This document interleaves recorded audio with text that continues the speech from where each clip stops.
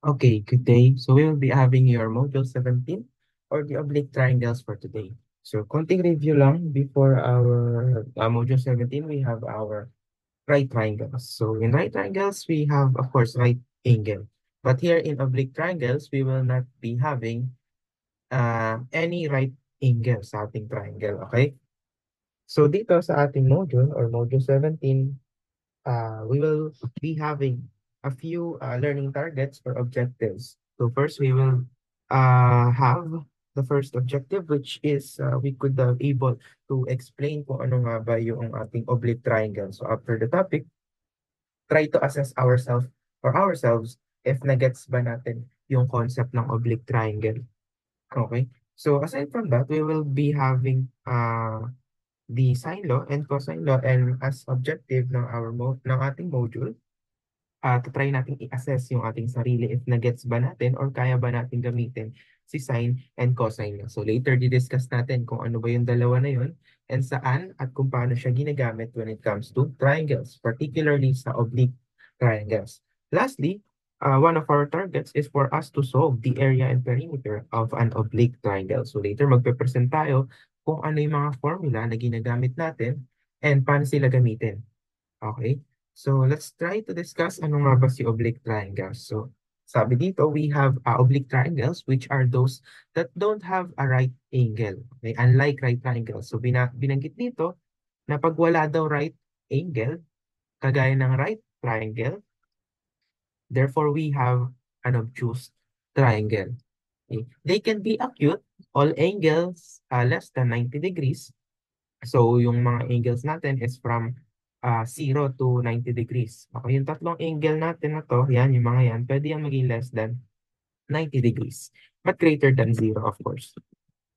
And sabi dito, pwede din magkaroon ng isang obtuse. Okay? Wherein yung obtuse angle, we know that it is greater than 90 but less than 180 degrees.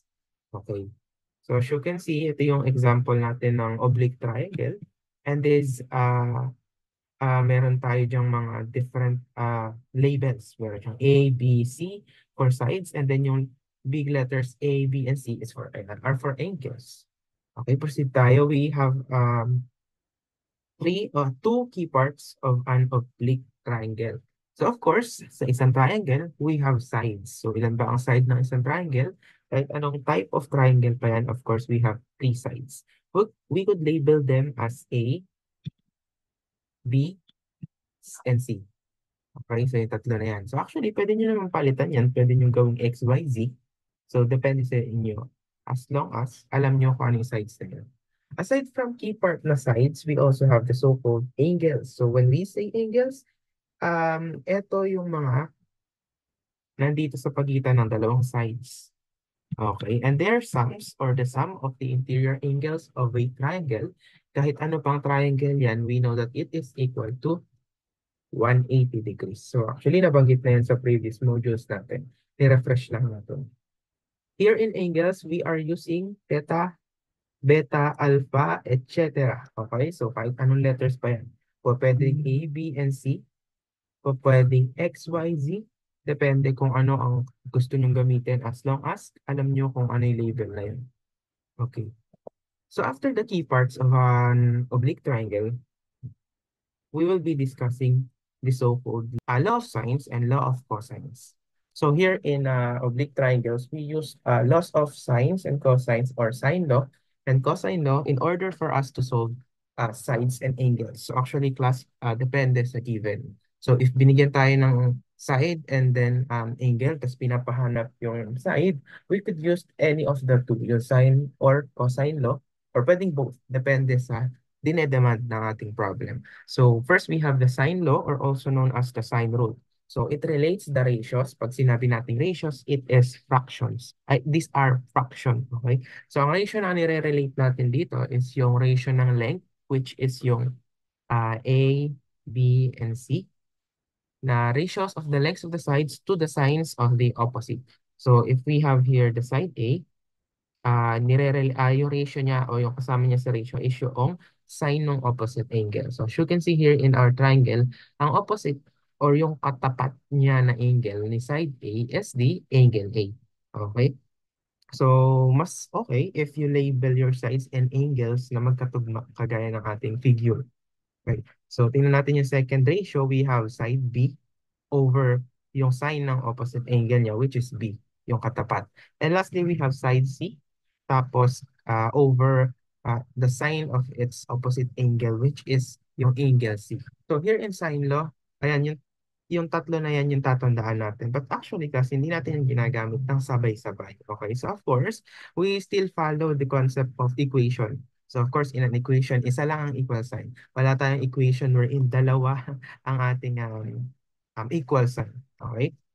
So if we will use sine law, we'll just get two ratios. So kung halimbawa, ito lang. Halimbawa, ito lang ang pagko-compare natin. O kaya pwede namang itong dalawa. Or pa pwedeng ito, ayan, sa kayang C. So po pwede naman. So depende sa given, depende sa hinahanap sa ating problem. So aside from the sine law, we have the cosine law or law of cosines. So here it relates the lengths of the sides to the cosine of one of the angles. Okay, so dito we have three different formulas. We have three different formulas. So first we have a squared is equal to b squared plus c squared minus 2bc cosine a. So medyo mahaba. So ang technique para makabisado natin yan, tandaan natin kung ano yung side na nandito. Automatically dapat yung angle na nandito sa cosine is yung opposite angle niya. So as you can see here, we have the sine A na naka-squared sa ating first formula. And then ang cosine is yung angle A. Okay, and then the rest ng ating formula is kung ano yung natira. So kung yung side A na yung nandito, ang natira is yung B and C, of course, automatic plus lagi yan. Okay? So kung B naman yung hinahanap natin, kagaya nito, ayan, B yung nasa katapat niya na angle, yun yung cosine. And then yung natira na side yung A saka yung C, yun yung naka-square. Okay? And then lastly, we have C squared. Okay? Ang cosine is yung opposite angle C. And then ganun ulit, yung natirang side, yun yung naka-square sum. Okay, so if meron kayo mas madali na way para i-memorize yung cosine law, much better. Pero kung wala, pwede nyo i-adapt yung parang ah, simple way kung paano siya ma-memorize. But of course, iba pa rin yung way na pag-memorize is kapag ginagamit sa problem. Okay?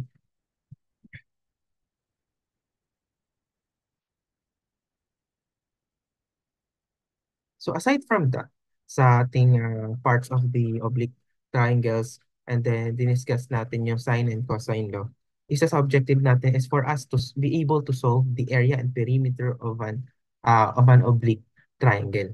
Okay? So as you can see here, we have an illustration. Meron tayong label na sides, side A, B, and C. And then we have angle A, B, and C. And then as you can see here, we have H. So usually, dinedenote natin yung H na height. Okay, so but here in oblique triangle or generally in triangle, we could have, I mean, yung H, dinedenote din natin siya as the altitude. So when we say altitude, ito ay yung mula sa isang vertex papunta sa opposite side niya. Okay? Perpendicularly.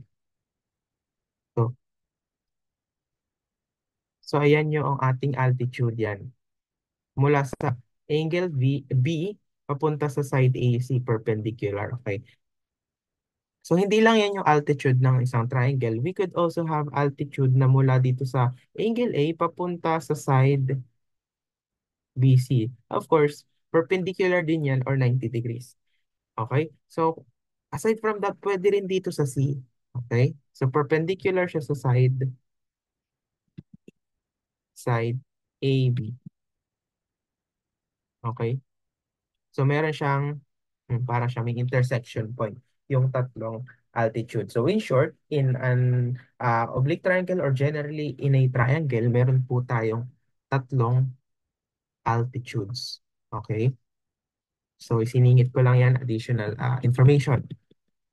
Anyway, as you can see here, we have this formula na 1/2 base times side, which is, ito talaga yung ginagamit nating formula when it comes to triangles. Okay?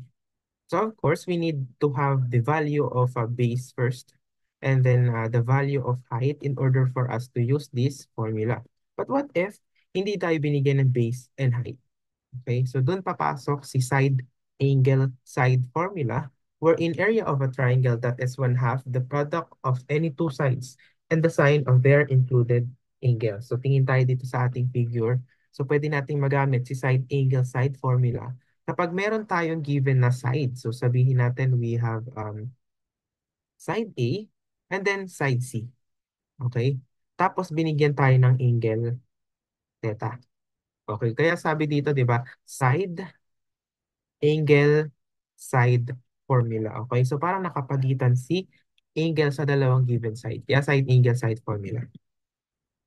Okay, so para magamit natin yan, pwede nating i-substitute sa formula ng angle or ng area as the product ng given sides, which is dito sa example natin is A and C times sine ng theta, yung pagitan nila. No? But wag natin kalimutan yung 1/2. So para siyang 1/2 base times height lang pero nagkaroon ng trigonometric function sa dulo. Okay? So may memorize lang natin yung formula natin dyan para magets natin paano siya gamitin. So ayan, meron tayong illustration dito. Ayan, three different approach. Depende kung anong ibibigay ni problem sa atin. Ano? So sa sine angle side formula po, pwede po kasi na ito ang given and then ito given, so bibigyan ka ng angle A. O may times naman din na ito ang given, A and B na side, and then si C is yung included angle or yung angle sa pagitan ng dalawang given side. And lastly, meron tayong cases wherein ito ang given, si angle B and then si C and A. So, depende kung paano natin siya isosolve. O depende sa availability ng givens. First, we have area. Ayan. So, kapag given natin is A and B. Ayan, pag A and B ang given. Tapos, ito given din, pwede natin gamitin si first formula ng area. No? So, paano naman pag si B ang given, tapos si C, tapos given si angle A. So, gagamitin natin yung second. And then lastly, kapag given naman si A saka si C, given si sine, o given si angle B, pwede yung third formula ng angle. So, depende talaga kung ano ibibigay ni problem na given.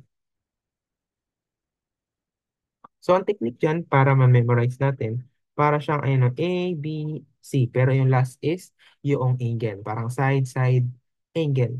Okay? Parang A, B, C. Tapos dito naman sa pangalawa, di ba? B, C, A. Tapos, yung last is yung A, C, B. Kumbaga kung ano yung dalawang nandito. Tapos yung natitira na letter, yun yung nandun sa katabi ni sign pero angle siya, hindi siya side. So pwedeng ganun yung isipin nyo para ma-memorize kung ano yung paano gamitin yung side, angle, side formula. So let's proceed to our examples para mas magets natin kung saan, paano at kailan ginagamit yung pinresent nating formulas. Okay, so first we have our example number one, which is solve the missing side and area of the given triangle ABC, given that A is equal to 50 degrees, side B is equal to 7, and side C is equal to 8. So of course, ang ina-analyze natin na triangle dito is an oblique triangle. So i-drawing muna natin. So dito required ang ating illustration and drawings. Ano? So para ma-solve natin yung given problem. So binigyan tayo ng, sabihin natin, ito yung angle A, C and B. Tapos, ito yung side A. And then, ito yung ating side C, which is 8. And then, we have B, o side B, binigyan tayo ng 7. Okay. So, binigyan din tayo ng angle. Angle A, which is 50 degrees. So, ang pinapahanap sa atin ay yung missing side or yung A. Tapos, pinapahanap din sa atin yung area. Okay. So, una nating hanapin is yung um, third side na unknown, yung A. So ngayon, ay kanina pinresent natin yung mga formulas. Na-present natin si sine and cosine law. So dito, pinapahanap ang ating third side. Tapos binigyan tayo ng dalawang side, tapos merong included angle. So kanina sa cosine law, ipinresent natin na kapag meron tayong two sides na magkatabi, na ibinigay ng problem tapos binigay din yung angle na pagitan nila. Therefore, we could use cosine law. So using cosine law, ayan, meron tayong side P and side C. Nahanap yung side A. So gamitin natin yung A squared is equal to yung dalawang natirang side. Pag-plusin natin, minus. So lagi minus yun. So 2 times yung natirang side, tapos cosine ng opposite angle niya, which is yung A. Okay? So apply natin, A squared is equal to yung B natin is 7 plus 8 yung C minus 2, 7 times 8 cosine 50. Okay. So nakikita natin meron tayong square dito. Okay. So para makuha natin yung mismong A lang, square root natin both sides of our equation. Ang A natin is magiging, so paki-input sa ating calculator, ay magiging A is equal to 6.404. So walang unit na binigay sa problem except sa angle na degree. Okay? So therefore, we just use the word units dahil wala nga unit. Okay, so ito na ang ating sagot. A is equal to 6.404. Next na pinapahanap sa atin is yung area ng ating triangle. Binigyan tayo sa problem natin ng dalawang sides. Okay? Which is yung B, 7, and C is 8.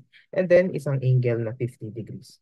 So kanina during our discussion, binigyan tayo ng formulas in order for us to get the area of a triangle or an oblique triangle.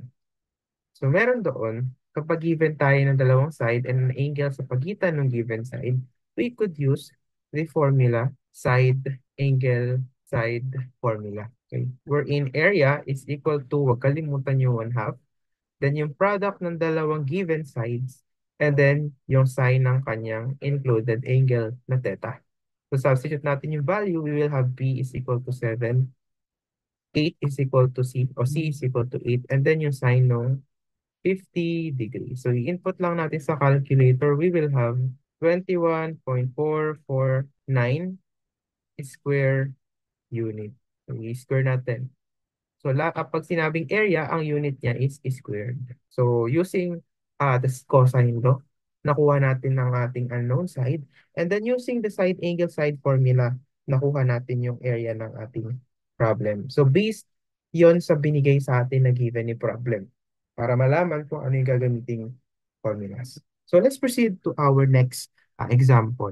We have here for our second example, solve the missing side and area of the given triangle ABC, given that B is equal to 30 degrees, C is equal to 45 degrees, and side C is equal to 8. So first, ganun ulit, i-drawing natin ang ating oblique triangle. Okay, so sabi dito ay angle A, B, C. We have opposite side B, opposite side C, and then opposite side A. Okay, so yan, walang value yung A. So lagay natin dito is yung angle 30. And then yung angle C is 45. And lastly, huwag kalimutan yung side 8. Okay? So, ang pinapahanap sa atin is yung missing side, which is A, saka yung B. Okay? Pinapahanap din yung area ng ating triangle ABC. So, ano kaya ang pwede natin gawin? So, kanina pinresent natin yung tinatawag nating sine law. And we know sine law is the relationship of the ratios ng side or length of the side of a triangle to the sine of its opposite angle. Okay, so try natin gamitin. So binigyan ka ng side C. So kunin natin yung sine ng angle C. Okay, we have side A over the sine of angle A, which is its opposite angle. And then yung last side B, opposite na B or sine B. So try nating isa-isahin. Okay. So try natin gamitin itong first part ng ating sine law. So we have a C over sine C is equal to A over sine A. Okay. So yung C o yung side C, we know that it is equal to 8. And then yung C na angle is 45 degrees. So A is equal to sine A. But in this triangle, hindi natin alam kung ano yung angle A. Pero ang alam natin, kapag sa isang triangle, ang interior angle or sum of all interior angles, ito ay 180. So therefore, sabihin natin angle A plus 45 degrees plus 30 degrees. So transpose the values, we will have um, 180 minus 45 minus 30.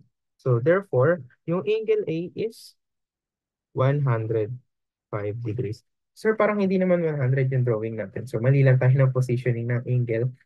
So pwede na namang i-revise yan para mas accurate. Pero okay lang naman hindi as long as tama yung paggamit nyo ng value. Sir, anong itsura niyan if tama yung ating illustration? Sige, try natin i-drawing. So ito yung 105. Okay. So ito yung 105 natin. Tapos ito yung side A. Tapos we have here ito ang ating A. Tapos ito yung B. Ito yung C. So ito yung side C na 8.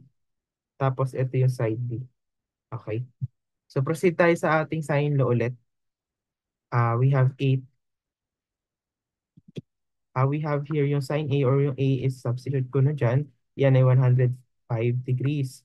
Okay, so cross multiply, we will have 8 sine 105 over sine 45 degrees.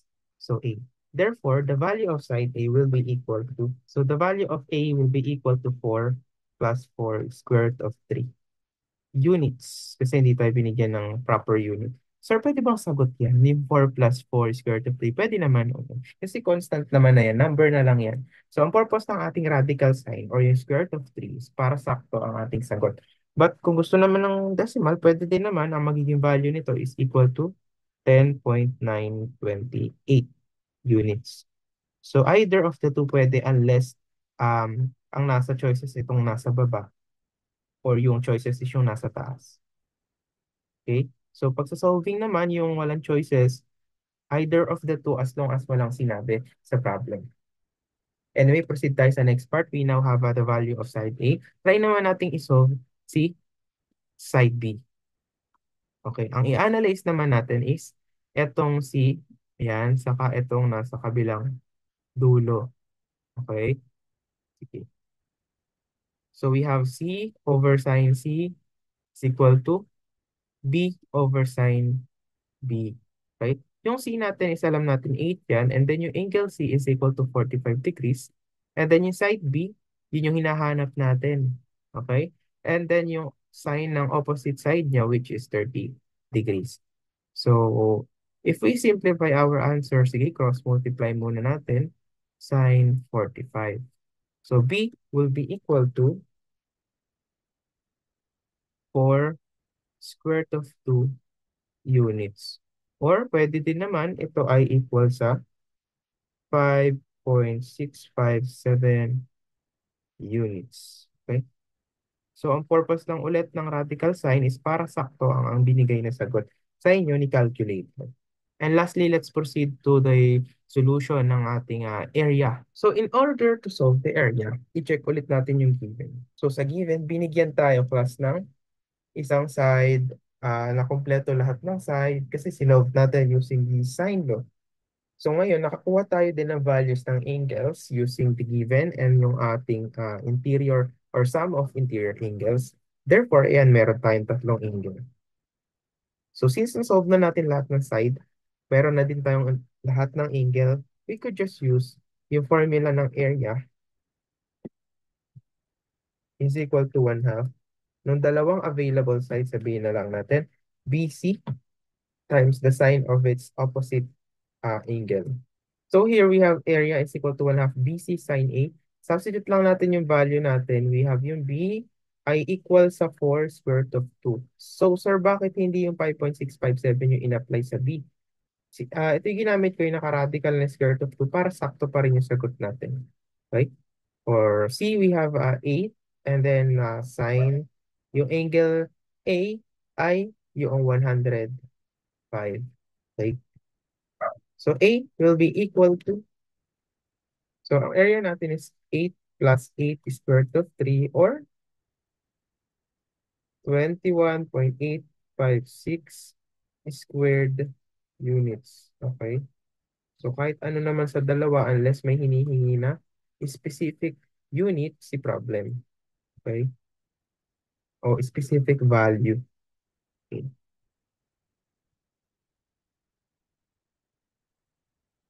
So we have another example. The ratio of the angles of a triangle is 3 is to 3, is to 2 is to 3 is to 7. If the area is 20 meters squared, find the longest side. So tingnan natin kung ano ba yung longest side. Hindi natin pwedeng sabihin na based sa drawing, ang longest side is yung AB.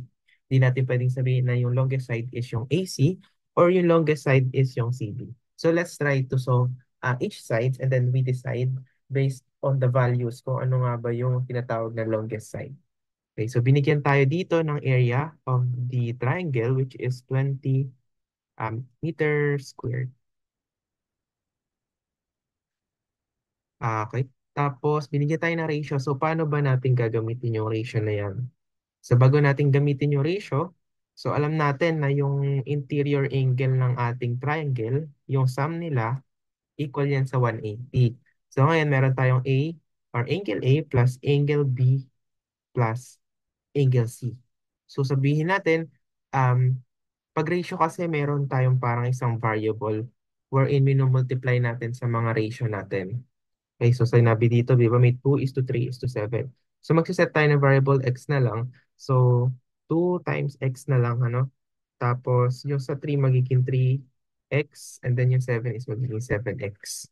Okay, so sabihin natin itong 2x is yan si A, itong 3x yan si B, and then si 7x, yan si angle C. So kung ganun pala, tuloy natin ito. 180 is equal to 2x plus 3x plus 7x. So kukunin natin yung value ng x. Okay. So si 180, ito ay 2 plus 3 plus 7, yan ay 12x. And then ang value ng ating um, x is equal to 15.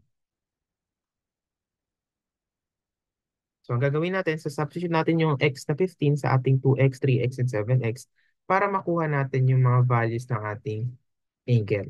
So, for angle A, we will be having 2 times 15 or 30 degrees. Okay? For angle B, we will have 45 degrees dahil 3 times 15 degrees or 3 times 15. And then lastly, for our angle C, we will have 7 times 15, which is equal to 105. Okay? So pwede nating sabihin based on our illustration that A is the angle theta 2 o angles sub theta sub 2. And then sabihin na lang tapos yung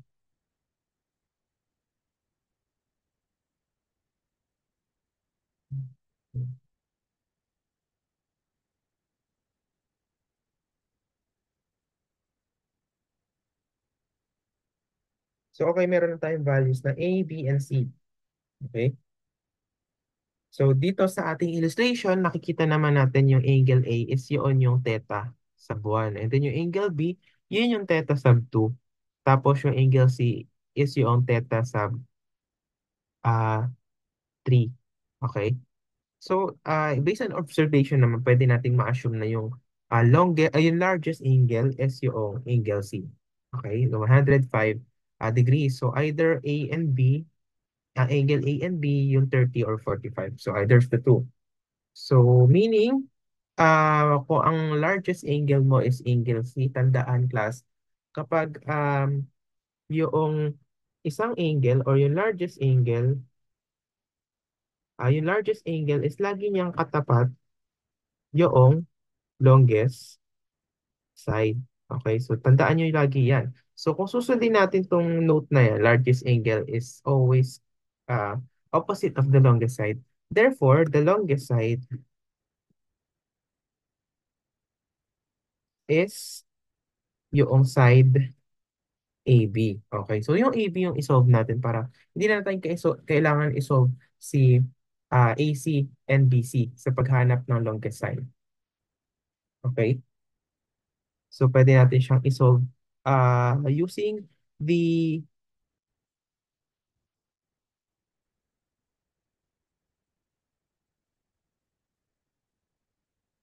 using sine law. Okay? Bakit, sir, sine law yung gagamitin natin? So, lagay ko lang using sine law. Okay. Bakit sine law nga ba yung gagamitin natin? So, kanina, meron tayong formula sa sine law o yung equation natin, the ratio of the side to the sine of the opposite angle. Okay, so relationship yan. And then C is to sine C. Okay. So dito sa ating problem, na-solve na natin yung angles natin so walang problema dito sa ABS-C. Ang concern natin is yung sides. So ang kailangan natin is yung side AB or yung side C. Okay, so gagamitin natin tong part na. Ngayon, ano ba gagamitin natin sa dito saka dito? Yun ang pipiliin natin. So paano natin pipiliin yan? Binigyan tayo ng given na area. Sige, gamitin natin yan. So meron tayong area which is equal sa gamitin natin yung SAS. So sir, anong gagamitin natin na um ano yung gagamitin natin na value or formula? Yung SAS.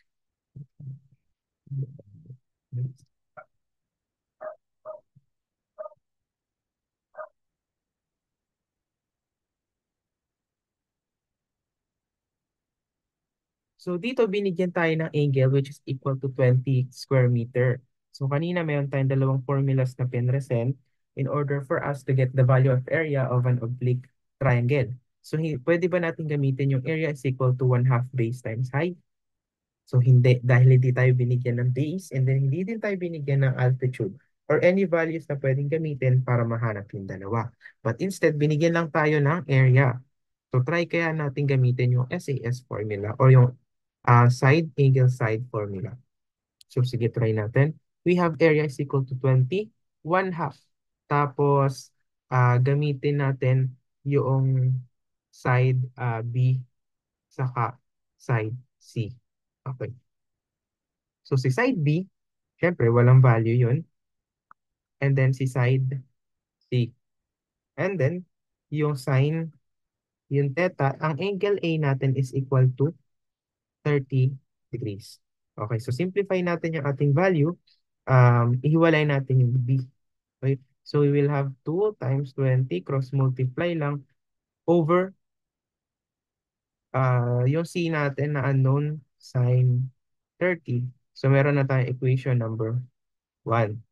Okay? So dito sa ating sine law, gamitin natin ito sa yung C over sine C.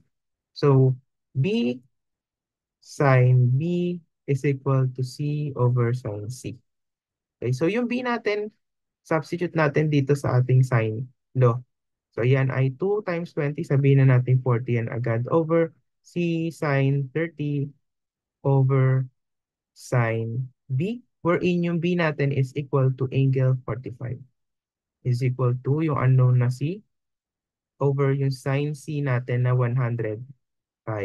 So try nating i-derive ang ating equation para makakuha tayo ng value ng C.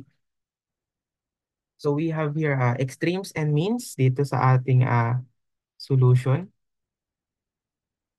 So therefore we have a 40 over yung C sine 45 sine 30, okay? Is equal to C times sine 105.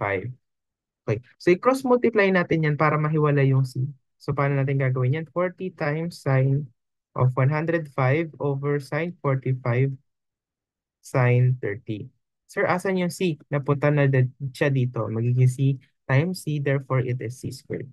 So para makuha natin yung C lang, dahil hindi natin kailangan ng C squared, kunin natin yung square root ng both sides. So C is equal to 10.45.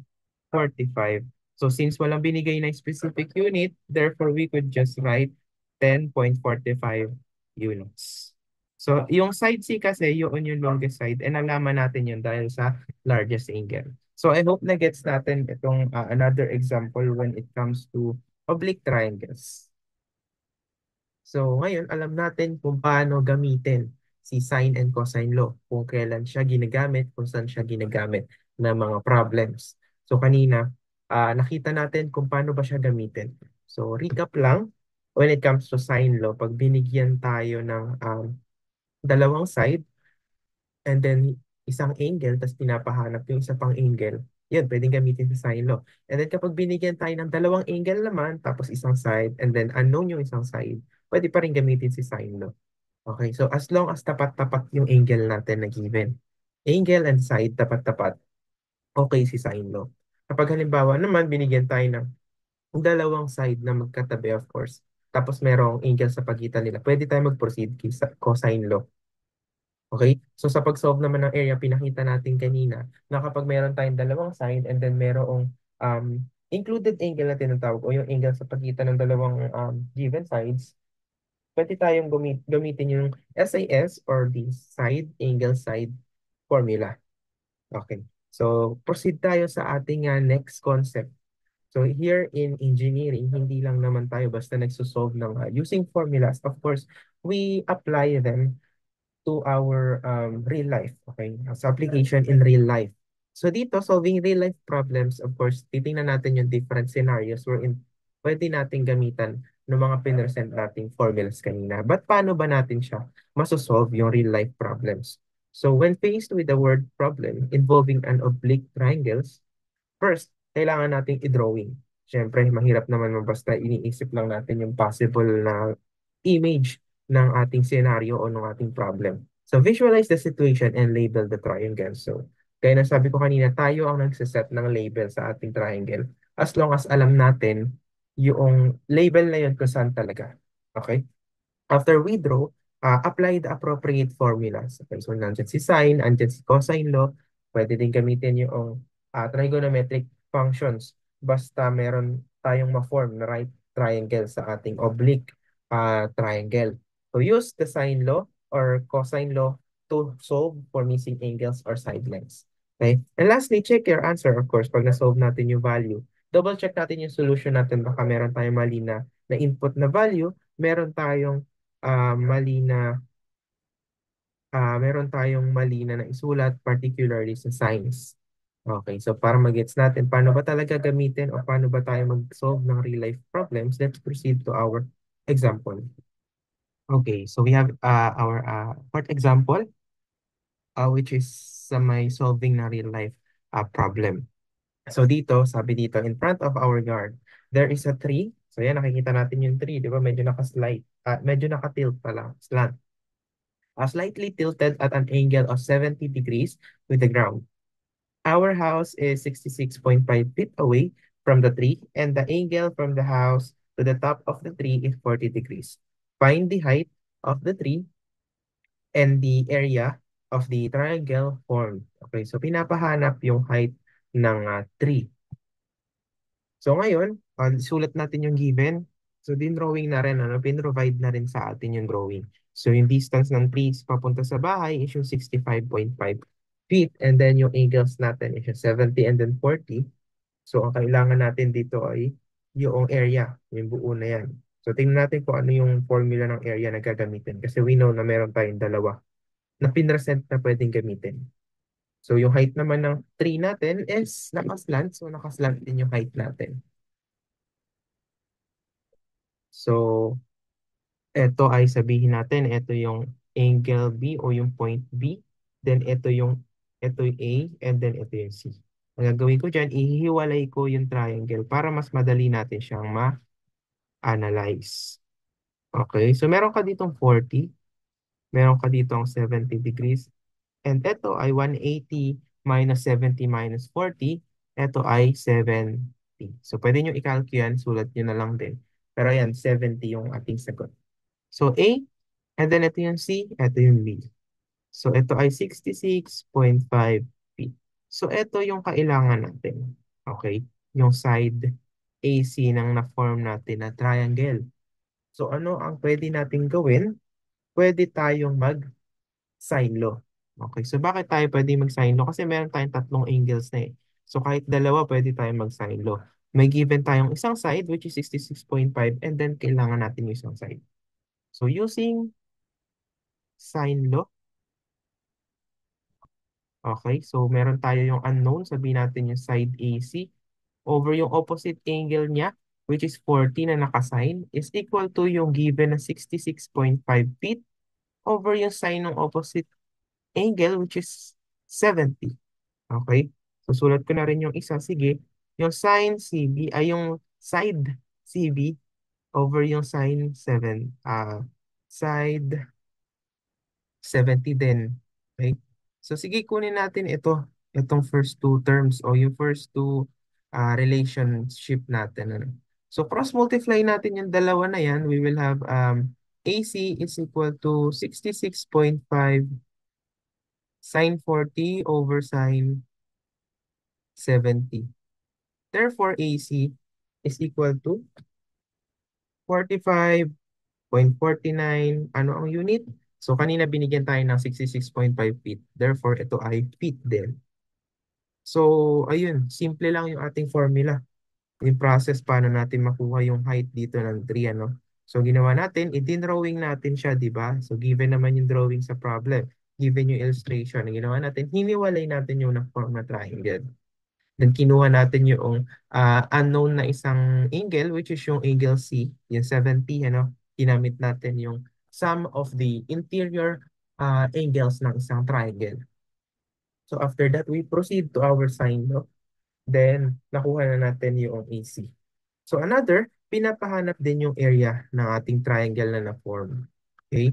So alam natin yung area is equal sa 1/2 base times height. But since wala sa ating binigay na height, though may base, okay, so straight kasi ito, yung AB, flat yan, nasa ground. So pwede sana yung base. But since walang H or altitude, hindi natin ito pwedeng gamitin. So gamitin natin yung SAS o yung side angle formula. Okay? So area is equal to 1/2. So anong side ang pwede natin gamitin? So gamitin natin yung given na AB, yung side AB tapos yung side AC na na-solve natin kanina. But make sure that itong AC natin is naka-store yan sa ating calcu. Okay? Store at A. Okay. So pag nag-i-store tayo ng value, di ba lumabas na yung, di ba ito yung screen ng calculator, tapos ito yung sagot sa baba. Okay. So pag may ganyan na tayo, i-click natin yung shift o shift. Tapos makikita nyo yung button sa calcu nyo na RCL. Alam ko na-discuss na natin ito. Ulitin ko lang, RCL plus, pili ka sa A, B, C, D, E, F, M, X, Y. Ano variable sa calcu? Sabihin natin, A na lang. Okay? Then click yung equal sign. So dapat lilitaw sa calcu nyo yung sagot dito sa babaan dyan. Tapos may A dito sa calcu nyo. Okay, so click nyo ulit yung equal sign. Okay. Okay. So dapat dito pala yung A, hindi pala A, answer tapos may arrow na A. Dapat ganyan yung makikita sa calcu nyo. Okay, so click nyo yung sa yung equal sign, yan, lalabas na yan. Okay? So actually kahit isang equal lang naman, ganun pa din siya. Anyway, proceed tayo sa ating SAS formula to get the value of area ng ating problem. And then wag natin kalimutan class pala yung sign ng ating included theta o angle which is 70. Okay, so mamaya ko na substitute ko 70 theta. Okay, so 1/2 yung AB natin is 66.5. And then yung value ng AC natin which is nakastore sa A. And then side 70. Okay, so pag kinuha natin yan, yung area natin magiging equal sa 1,421.294 square feet. Okay. Kaya po pwede naman din, yan ay feet square. Okay, parehas lang din yan, class. So yan, ganun lang din. So pag-a-analyze ng problem, tingnan yung mga given ko sa tamang nakalagay and then proceed sa may ganong solution kanina sa ating first part ng ating discussion. Okay, so for our last example, we have here a hot air balloon is hovering over Valley Forge. Person A, so ito si person A, okay, views the balloon at an angle of elevation. Pag sinabing angle of elevation, mula sa horizontal, counterclockwise. Okay, 25 degrees daw yung angle of elevation, so ito yung plus. While person B, so ito si person B, yan ay view niya yung balloon at an angle of 40. So dito sa drawing medyo accurate ano. So ito yung 40 degrees. If A and B, binigay yung distances nila, ito yon. Ayan, di ba? 40 o 4,000 feet apart. Huwag natin kalimutan yung unit, baka malito tayo. Find the height of the altitude o yung um, height or altitude ng balloon. Sige, paano kaya ang pwede natin gawin na approach yan? So, ihiwalay ulit natin yung triangle. Okay? So, ito ay H and yan ay perpendicular. We have 25. We have here 40. Okay. So, yung triangle natin is pag nagkaroon tayo ng H or altitude, magkakaroon tayo ng 90 degrees na triangle. So, pwede ko yung paghiwalayin. Ito yung isa. Say 25, ito yung 90, ito yung age. So, ito, pwede ko yung makuha yan?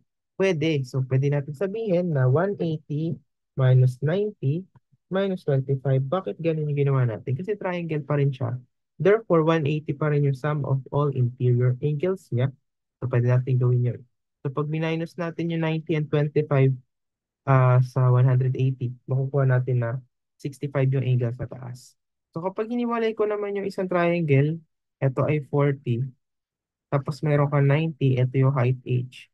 Ito ay 50. So 50 tong angle na yan. So paano kaya ang pwede nating gawin? Pinapahanap yung h. So sabihin natin, etong maliit na side is x. Tapos, alam natin na mula dito hanggang dito, tapos idagdag mo pa itong part na to. Di ba tuloy-tuloy yan? Naputo lang kasi pinaghiwalay natin. Yan ay 4,000. Di ba? Mula sa dulo ng person A na to, papunta sa person B dito. So ngayon, kung magkakaroon ako ng x dito, edi itong portion na yan, mababawasan na ng x. So sabihin natin, yan ay 4,000 minus x. So I hope nasundan yung concept na yun. Okay? So focus tayo sa first triangle kasi ito yung second. So using triangle 1. Okay? So ano kaya ang pwede natin gamitin? So gamitin natin class C, H, and then yung adjacent side. So pag ganun, pwede natin gamitin si tangent 25 is equal to H over 4,000 minus X. Okay? So, as is na lang siguro natin muna yan. Punta tayo sa kabilang triangle. Using triangle 2. Okay? So, gamitin natin si X and H. Therefore, yun ay opposite and adjacent. Yan ay TOA. Okay? Tangent of 40 is equal to H over X. Okay? So, X is equal to H over tangent 40. So, ito ay giging equation 2. Ito kasi equation 1. Substitute natin si equation 2 to equation 1. Okay. Tangent 25 is equal to h over 4,000, sorry, minus h tangent 40. Okay. So yung nasa denominator ng right side ng equation, pwede natin kunin ng LCD over h. So 4,000 times tangent 40 minus h. Okay? Over tangent 40. So, kunin natin ang ating extremes and means. Okay? So, kunin natin yung extremes and means ng ating fraction. We will have tangent 25 is equal to h tangent of 40 over 400 or 4,000 tangent 40 minus h. Okay? So, cross-multiply tayo. Magkakaroon tayo ng 4,000 tangent 25 tangent 40 is equal to, huwag natin kalimutan yung h. Minus h tangent 25 is equal to h times tangent 40. So pagsamahin natin yung terms na merong h, which is ito saka ito. Lipat ko to dito sa kabila. So magkakaroon tayo 8 tangent 40 plus h tangent 25 is equal to 4,000 tangent of 25 tangent of 40. Okay? So factor out si h, magkakaroon ako ng tangent 40 plus tangent 25 is equal to 4,000 tangent 25. Tangent 40. Medyo mahaba. Okay, so ano nang next natin gagawin dyan? Divide both sides by tangent 40 plus tangent 25, tangent 40 plus tangent 25. So h, ito ay cancel out na. So h ang matitira sa left side mo.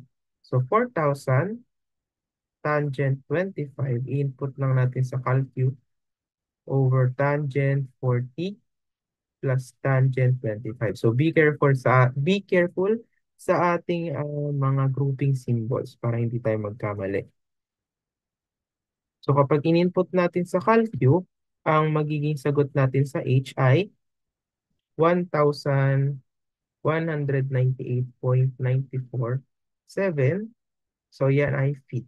Kasi feet yung given sa atin kanina. Okay, so yan na yung ating final answer. So So wala naman na iba yung pinapahanap yung ating problem bukod sa age or height ng ating balloon. Okay? So dito, as you can see, medyo mahaba. Humaba lang siya dahil um, nag-solve tayo algebraically. So meron tayong kinross multiply, meron tayong tinranspose from the other side ng ating equation. But po pwede naman class na hindi natin gawin yan. Okay, so po pwede tayong dito lang pwede tayo dito mag-stop na. Actually yan, pwede na tayo mag-stop dyan. Tapos itong pababa, huwag nyo nang isulat. Pwede naman, since ina-allow natin yung calcu. Well, anyway, we could use the concept of if so. So isa to sa pinakagamitin na calculator technique. So hindi mo na kailangan mag-solve algebraically. But for me, mas na-enjoy ko kasi yung algebraic solution, katulad ng ginawa ko kanina, yung pag-transpose. So anyway, shape solve is ang gagawin natin is i-input natin to mismo. Ayan, yung ibabox ko na yan. Yung buo na yun, i-input natin as is. But yung h, which is yung unknown, ang gagamitin natin doon ay variable. So in our calcu, merong iba-ibang variable dyan. We have A, B, C, D, E, F, M, X, Y. But usually we use the variable X sa pagsosolve o sa paggamit ng shape solve. So pakikuha i-calcu. So sabayan kung paano natin ini-input. So first, paki-input natin sa calcu. So kanwari, ito ang ating screen ng calcu. Okay? So pag in-input natin yung class, so i-type natin tangent 25 is equal to nakapaganyan. So i-click natin agad yung ganito over yan. Click natin yung ganyan agad. Over. So yung nasa taas. Yung h is unknown, therefore gamitan natin ng x. Okay, so paano ipasok yung x na yan? Shift, tapos yung close, ay alpha, tapos yung closing parenthesis. Okay, so copyhin lang yung tangent, so 40 yan. Then 4,000 tangent of 40 minus x ulit.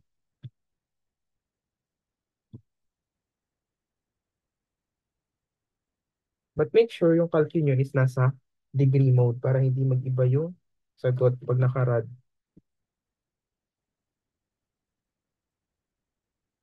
Okay, after nyo i-input yan sa calcu, i-click nyo yung shift